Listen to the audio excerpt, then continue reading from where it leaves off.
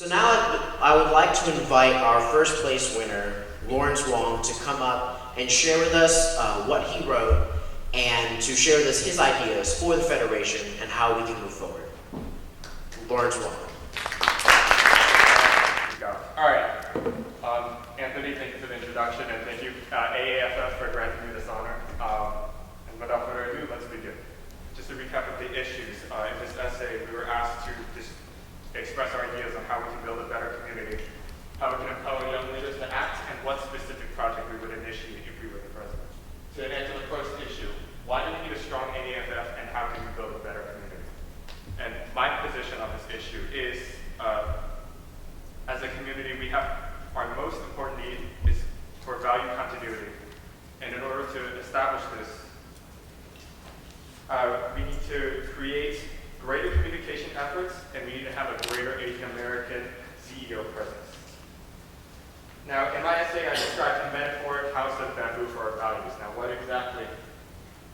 In my opinion, in today's climate of change, our community's greatest challenge and highest priority is the preservation of our cultural and ethnic values. We live in a world where society's progress knows no limits. And every day that comes threatens the constancy and sanctity of what we hold dear as a people. The results of the collapse of other value systems have been nothing short of catastrophic, and formerly unprecedented ethical crises, such as multi-billion-dollar Ponzi schemes, oil wars, and global terrorism, is now commonplace in our current reality of existence.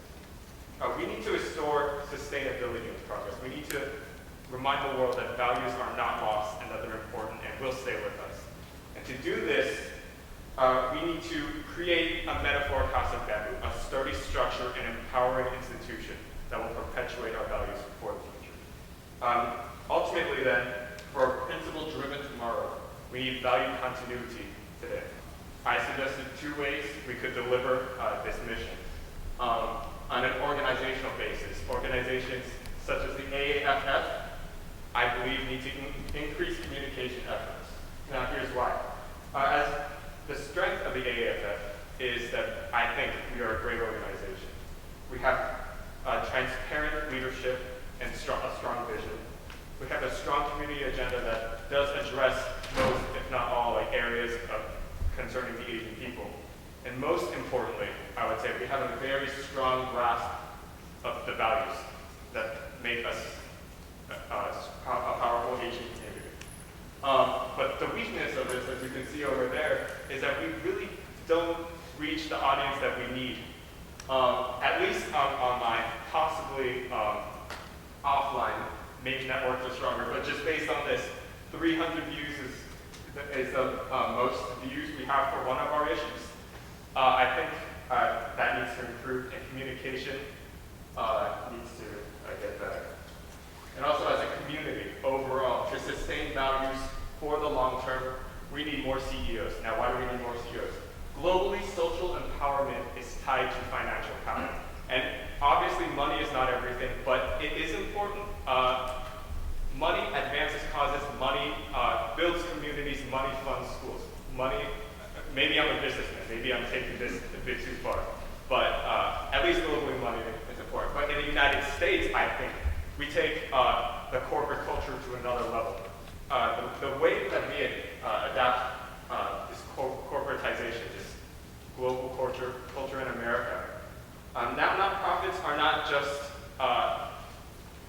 just basic organizations. They're largely involved into 501c3 corporations that account for 7% of our GDP, that are run by MBAs, and that, when run very well, have multi-million-dollar margins to deliver their mission. The second issue, how can leaders empower youth, and what can youth contribute to the community? And my position on this is we need to experience leaders to realize the potential of youth.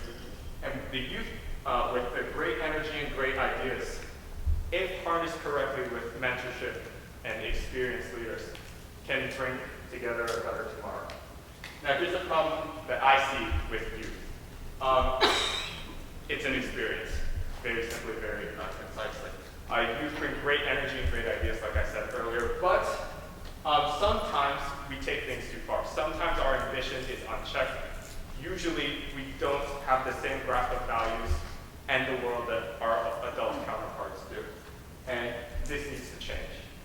how can we make this better?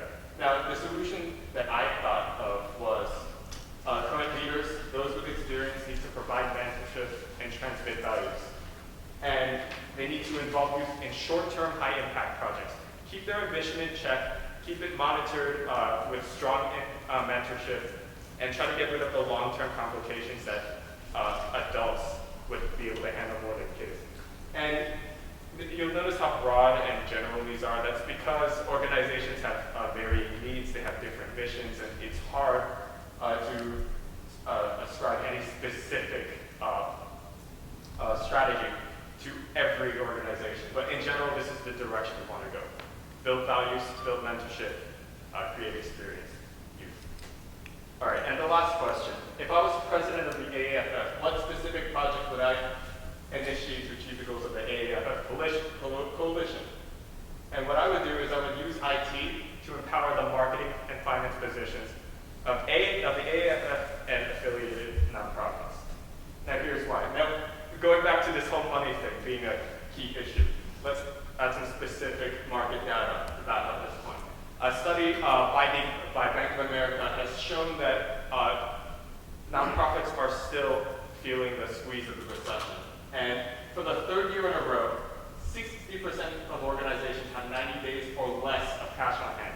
Now, cash flow statement isn't the only asset to a business, but with diminishing cash margins, we cannot deliver.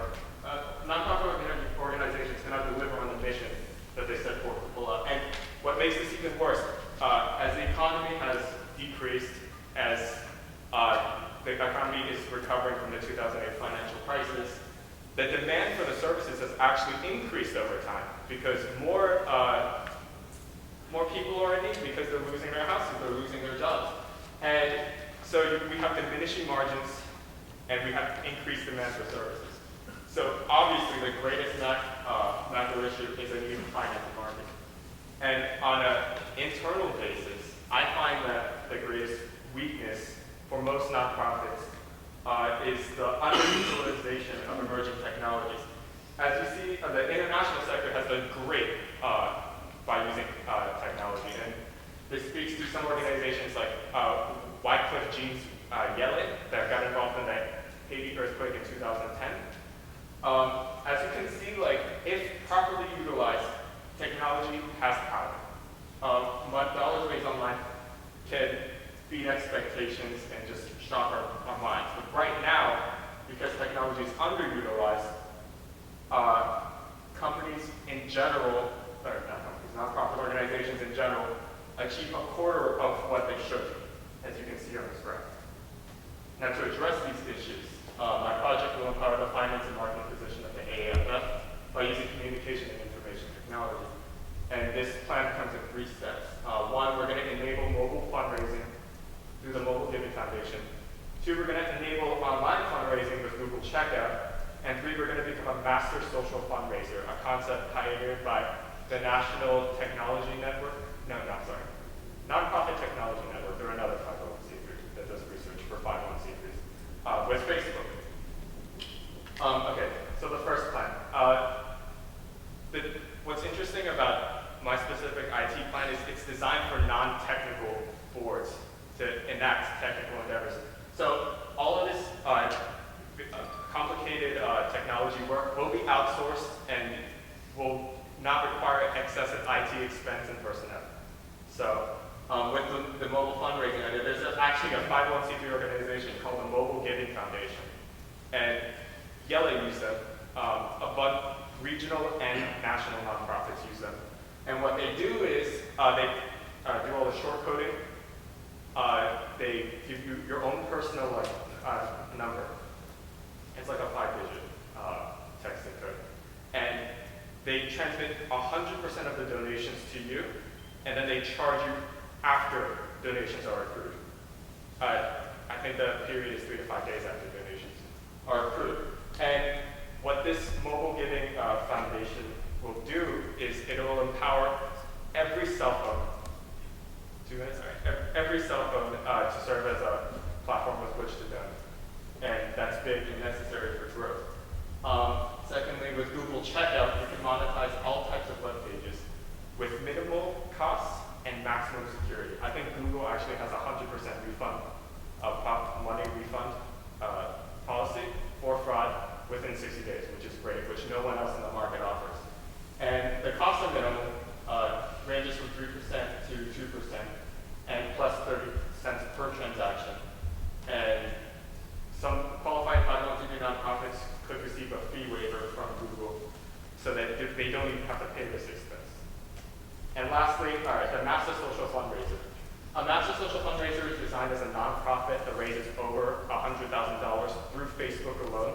And these organizations, research has shown, could be anywhere from the less than 1 billion range to the over 250 million range. And